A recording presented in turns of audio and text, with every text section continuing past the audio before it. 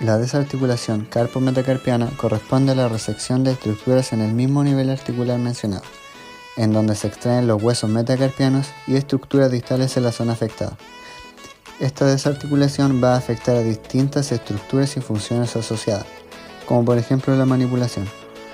Es posible destacar en primer lugar aquellas estructuras óseas, en este caso los huesos metacarpianos que contactan con los huesos del carpo, así como también las falanges de la mano afectada.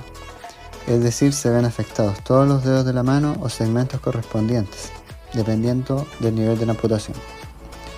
Se pierde por lo tanto la articulación carpo-metacarpiana, pero se conserva a aproximar la articulación radiocarpiana a nivel de la muñeca. En relación a la desarticulación carpo-metacarpiana, se pueden ver afectados músculos intrínsecos como también extrínsecos de la mano. Entre los intrínsecos, en la carpo-metacarpiana del pulgar, encontramos al abductor corto del pulgar, el músculo flexor corto del pulgar, el músculo oponente del pulgar y el músculo aductor del pulgar. Para los demás dedos participan los músculos interosos dorsales y palmares, que estabilizan los metacarpianos. Los músculos lumbricales y el músculo oponente del meñique, que actúa sobre la carpo-metacarpiana del quinto dedo, también pueden verse afectados. Por otro lado, los músculos extrínsecos provienen del antebrazo y atravesan la articulación carpo-metacarpiana para insertarse a nivel de la mano. Aquí tenemos entre los flexores el flexor largo del pulgar, el flexor superficial y profundo de los dedos, el músculo flexor radial del carpo, y entre los extensores tenemos el músculo extensor largo del pulgar, el músculo extensor corto del pulgar, el músculo extensor de los dedos, el músculo extensor propio del índice, extensor del meñique y los músculos extensores radiales largo y corto del carpo. Finalmente podemos mencionar el músculo abductor largo del pulgar. Por lo tanto, se perderá la capacidad de llevar a cabo movimientos precisos, como la oposición, la pinza y la flexión de los distintos dedos. Se afectarán los tendones de todos los músculos ya mencionados, principalmente de aquellos músculos que se relacionan con zonas del antebrazo. Finalmente, es posible mencionar que se verán afectados los ligamentos carpo-metacarpianos, que van a proporcionar estabilidad a la articulación carpo-metacarpiana, y se verán preservados los ligamentos radiocarpianos y del carpo, los cuales son responsables de la estabilidad de la muñeca. Es importante volver a destacar que si bien se mencionan todas las estructuras musculares, óseas y tendinosas en relación a la articulación carpo-metacarpiana, la afección de estas estructuras dependerá del sitio de la amputación. La terapia ocupacional cumple un rol fundamental en la rehabilitación de personas con amputación del miembro superior, puesto que cumple un rol esencial en favorecer la recuperación de la autonomía y la participación en las actividades de la vida diaria de las personas. El terapeuta ocupacional participa desde las primeras etapas del proceso, evaluando las capacidades residuales, los factores ambientales y las metas personales del paciente. En este tipo de amputación, la desarticulación carpo-metacarpiana, la intervención se centra en potenciar el uso funcional del muñón, preparar el segmento para una futura adaptación protésica y mantener la movilidad del resto de las articulaciones. Durante la evaluación, el terapeuta analiza aspectos como la fuerza y el rango de movimiento de los segmentos remanentes, la sensibilidad del muñón, el control postural y la capacidad de ejecutar actividades de la vida diaria.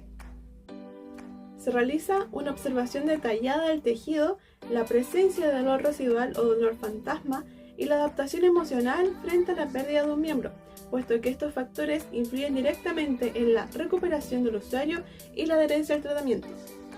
En la intervención, la terapia ocupacional actúa en 3 grandes fases. En la fase aguda se prioriza el control del dolor, la reducción del edema, el cuidado de la cicatriz y la educación del paciente sobre el manejo del muñón. En la fase preprotésica se trabaja la desensibilización del muñón, la mejora de la fuerza y coordinación del miembro residual y la práctica de actividades funcionales adaptadas para mantener la independencia. Finalmente, en la fase protésica, el terapeuta colabora directamente con el ortoprotesista en el entrenamiento para la colocación, uso y manejo de prótesis, promoviendo la integración del dispositivo en las actividades reales del paciente. En resumen, la evidencia respalda que la terapia ocupacional no solo favorece la recuperación física, sino que también la reconstrucción de un rol ocupacional y la identidad corporal de la persona amputada. El ortoprotesista es el encargado del diseño, la fabricación, el ajuste y el mantenimiento de las prótesis, adaptando cada dispositivo a las características anatómicas y funcionales de cada paciente. En el caso de una desarticulación carpo-metacarpiana, el desafío es crear un dispositivo que compense la pérdida de función prensil, mantenga la simetría corporal y permita la ejecución de tareas finas o de soporte. Este profesional evalúa la longitud y forma del muñón, la tolerancia del tejido, el rango de movimiento y las necesidades funcionales del paciente para determinar si es más adecuada una prótesis pasiva, funcional, mecánica o mioeléctrica.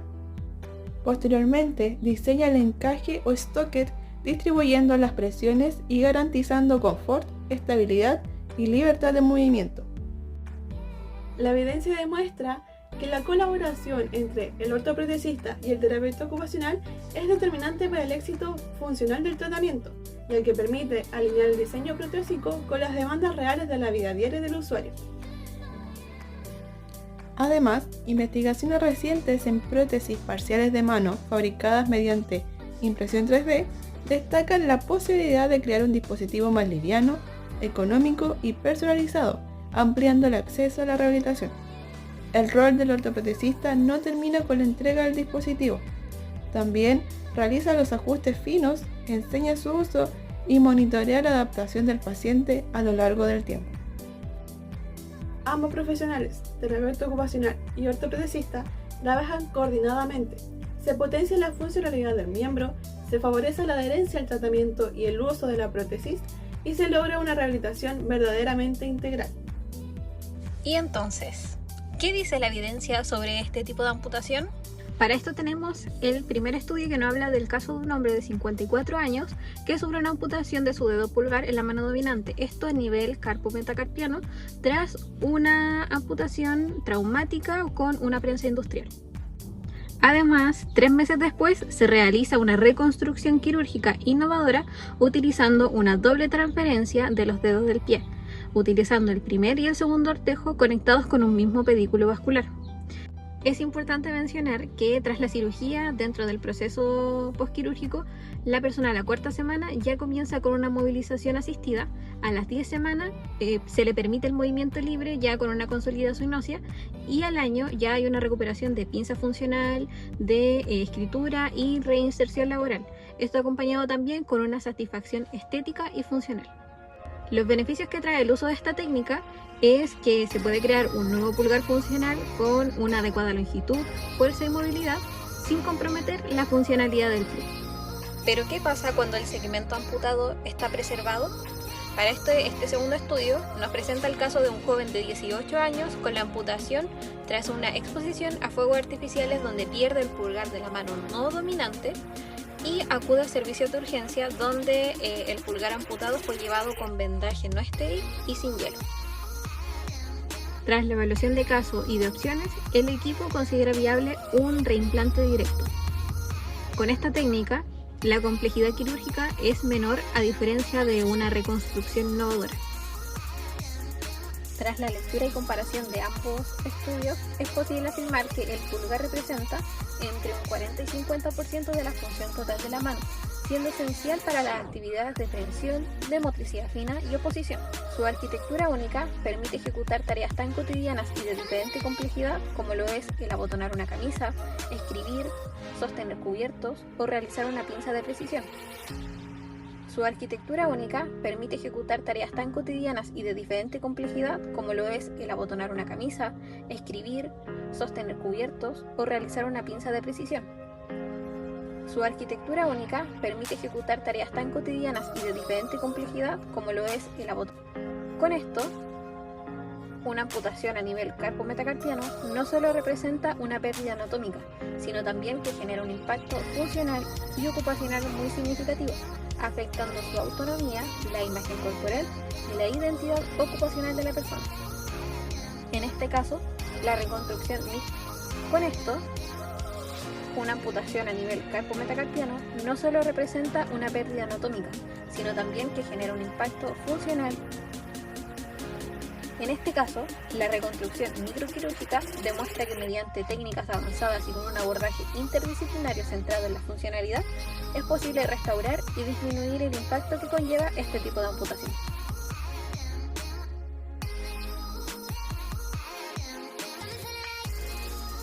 En la etapa preprotésica, primero hablamos del cuidado del muñón, en donde es importante mantener siempre una piel seca, limpia y libre de lesiones que pueda poder evitar infecciones o irritaciones que favorezcan una correcta cicatrización.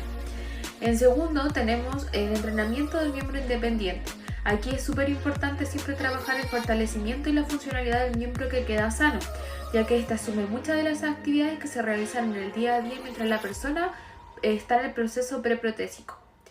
El manejo de la sensibilidad e hipersensibilidad es otro punto clave en el manejo de una etapa preprotésica, ya que se trabaja a través de masajes, textura o estímulos táctiles que ayudan a la persona a tener un mejor control del tacto y se prepara el muñón para un encaje protésico. En cuanto a la reeducación motora y sensorial, tenemos que es de suma importancia ya que ayuda a reconocer nuevamente las sensaciones del cuerpo, ayuda también a mejorar una coordinación y preparar la musculatura para el control de una futura prótesis. En cuanto a la independencia y la actividad de la vida diaria básica, podríamos decir que se trabajan actividades de la vida diaria como son el vestirse, alimentarse, el higiene, también se realizan adaptaciones en las tareas y se promueve la autonomía desde el inicio del proceso preprotésico.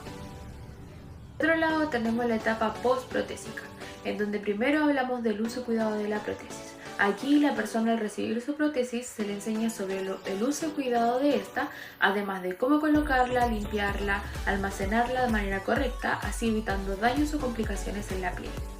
Por otro lado también tenemos el entrenamiento y uso de una prótesis. Al recibir la prótesis la persona empieza con un entrenamiento funcional para utilizar la prótesis en los diferentes contextos con los que ésta se relaciona.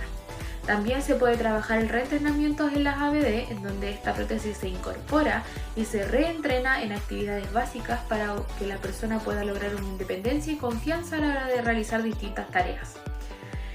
El desarrollo del control motor fino también se trabaja, ya que este implica realizar movimientos más precisos con la prótesis y así la persona pueda llevar a cabo tareas que requieran de manipulación fina, como son los agarres, la manipulación de botones, cierres, etc.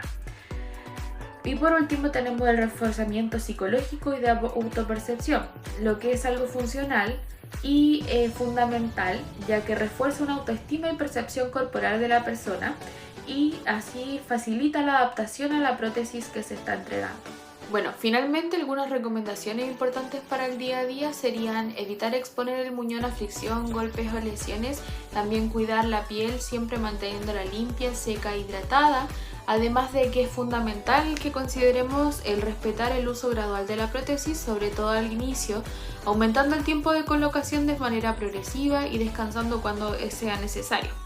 También se recomienda utilizar productos de protección o vendajes que indique el equipo médico para mantener así una forma del muñón y prevenir posibles complicaciones.